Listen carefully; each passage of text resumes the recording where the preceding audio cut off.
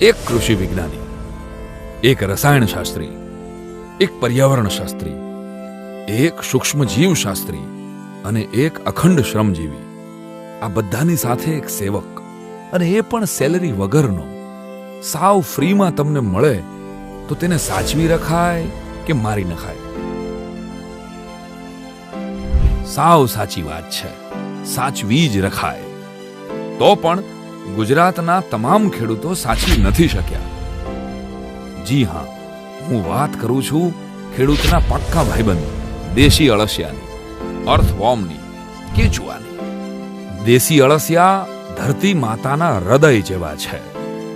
વૈજ્ઞાનિક ડાર્વિન તો ત્યાં સુધી કહે છે કે માણસ જાતના જન્મ પહેલા પણ આ અળસિયા નિયમિત રીતે જમીન ખેડતા હતા. આ હિસાબે અળસિયાને કુદરતનો ખેડૂત કહીએ તો તેમાં જરા પણ અતિશયોક્તિ નથી. જે જમીનમાં હવાની અવરજવર અને ભેજ સંગ્રહ શક્તિ વધારે હોય તે જ જમીન ફળદ્રુપ કહેવાય. આપણે જેમ જમીનની ઉપર અપડાઉન કરીએ છીએ તેમ અળસિયું જમીનની અંદર અપડાઉન કરે છે. એક સાયન્ટિફિક સર્વે પ્રમાણે એક અળસિયું એક દિવસમાં 8 થી 10 વખત જમીનમાં ઉપર નીચે આવજા કરે છે અને એક દિવસમાં તે ધરતીમાં 16 થી 20 કાણા પાડે છે. અળસિયાનું આ અપડાઉન આપણી જમીનની ફળદ્રુપતાના ગ્રાફને અપ લઈ જાય છે.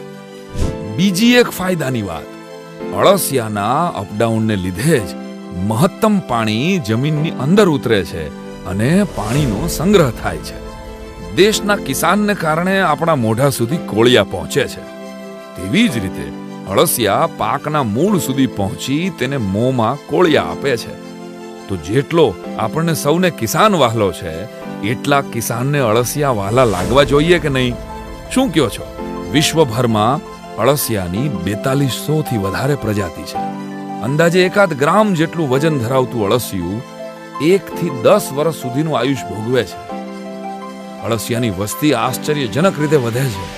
દાખલા તરીકે જાન્યુઆરી મહિનામાં તમારા ખેતરમાં 1000 અળસિયા હોય તો 21 દિવસમાં તે ડબલ થાય છે અને 12 મહિને 1000 વધીને 8,33,000 થઈ જાય છે. બાપરે! એક ખેતરમાં ખેડૂને 8.5 લાખ મફતના મજૂરો મળે તો તેને સાચવવા જ જોઈએ ને. જે નથી હુમલો કરતા, જેને નથી દાંત, નથી પંજા, નથી કાન, નથી આંખ, નથી હાડકા. અરે સાવ અહિંસક અને બિનહાનિકારક છે આપણા દેશી અળસિયા. અગણિત ગુણો જેનામાં હોય તેના દેખાવની સૂગ તો ઉડાડવી જ પડે ને. જેમ મેં પેલા કીધું એમ, આ એક એવો મજૂર છે જેને તમારે પગાર નથી દેવાનો ને ખાવાનું પણ નથી દેવાનું. જી હા, કારણ કે અળસિયા માટી, છાણા અને કચરો ખાય છે. પણ આ માળા બેટા ખાધોડકા બહુ. તેના વજન કરતા 3 થી 5 ગણું ખાઈ જાય. પાછો સૂકો કચરો ખાય. એટલે આમ જુઓ તો અળસિયાને કુદરતના સફાઈ કામદાર ના કહેવાય? અળસિયાના ખોરાકને પચાવવા ઈશ્વરે આ જીવના પેટમાં ગિઝાર્ડ એટલે કે એક જાદુઈ ઘંટી મૂકેલી છે.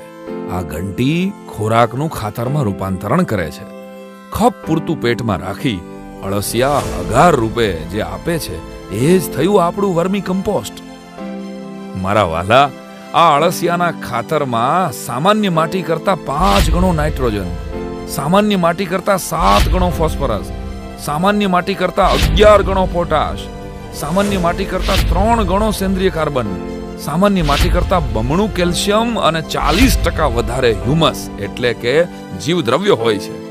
જેથી જમીનની ફળદ્રુપતા, નિતાર શક્તિ અને ભેજ સંગ્રહ શક્તિ વધે છે. આટલા ગુણ અને ફાયદા દેશી અળસિયાના છે હો. બધી વાતમાં વિદેશની વસ્તુનો મોહ સારો નહીં. સમજાય અને વંદન. કુદરતે બક્ષેલા આવા કૃષિના વફાદાર દોસ્તને સાચવજો, કારણ કે દોસ્ત ક્યારેય જમીન દોસ્ત નથી થતા. અને આપણે જમીનના દોસ્તને ઓળખવામાં થાપ ખાઈએ એ કેમ ચાલે? આવો ભૂલ સુધારીએ, અળસિયાની મદદથી ખેતી સુધારીએ, પ્રાકૃતિક ખેતી તરફ પાછા વળીએ.